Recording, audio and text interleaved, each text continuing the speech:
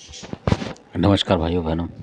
आज का वीडियो वो भी एक जानकारी है, और ये जो जानकारी है ये उन लोगों के लिए है कि जो लोग उज्जैन से निकल के आए हुए हैं। जैसे पहले उज्जैन में होंगे, उसके बाद वो निकल के आ जाते हैं उज्जैन से, तो ये उन लोगों के लिए बहुत ज़रूरी वीडियो है और कुछ जानकारी उन्हें इससे ज़रूर प्राप्त होगी। तो कई लोग देखे होंगे आपने, जैसे बताते हैं कोई कहीं से संभल से, कोई कहीं से निकले हुए हैं, ये इस तरीके की बात है।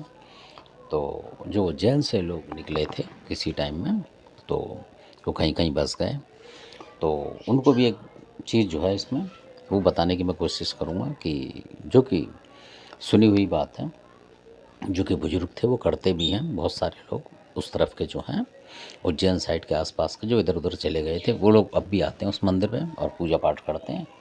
तो उज्जैन की जो गढ़कालिका माता हैं ये उनके बारे में है, और वो एक तंत्र की देवी है, यानी कि एक तांत्रिक देवी मान लो आप उन्हें, उस तरीके की देवी हैं। और उनका रूप जो है काली माई का है।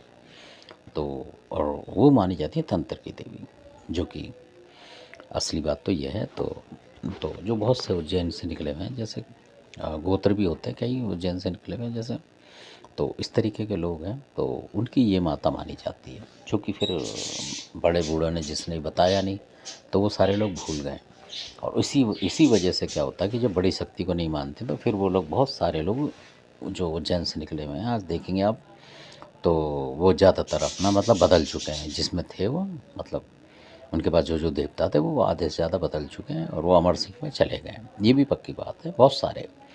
क्योंकि जब बड़ी देवी नहीं होगी आपके पास तंत्र की, जो आपके घर में पूजमान होगी, और आप उसको भूल चुके हैं, तो फिर वो मदद नहीं करती है। फिर आप कुछ भी करते रहो, मतलब कुछ भी होता है वो फिर, क्योंकि आपको उनको याद ही नहीं कर रहे, मतलब उस तरीके से, और आपको पता नहीं, तो आप याद क्या करेंगे।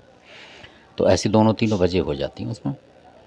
तो मेरा मकसद ये है कि जो लोग उज्जैन से निकले हैं, तो उनको गढ़कालिका माता का भी ध्यान मतलब करना चाहिए और ट्राई लेनी चाहिए। मेरा तो ये मतलब है, ना कि मैं पूजा पाठ की आपको सजेशन दे रहा हूँ। तो आपको अपने अपने देवी देवता पहचानने चाहिए।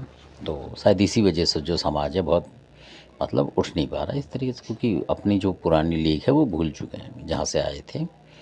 तो इस तरीके से वो मतलब याद रखनी चाहिए आपको। अगर उज्जैन से आप निकल के आएँ, तो 100% यानी कि 100% उसको आप गढ़कालिका आपकी होंगी, क्योंकि गढ़कालिका जो बहुत प्राचीन ज़माने से है वहाँ पे। तो जैसे उज्जैनी महाकाली बोलते हैं, तो उज्जैनिया गोत्र के और भी बहुत सारे गोत्र हैं उसमें, कई इस तरीके के।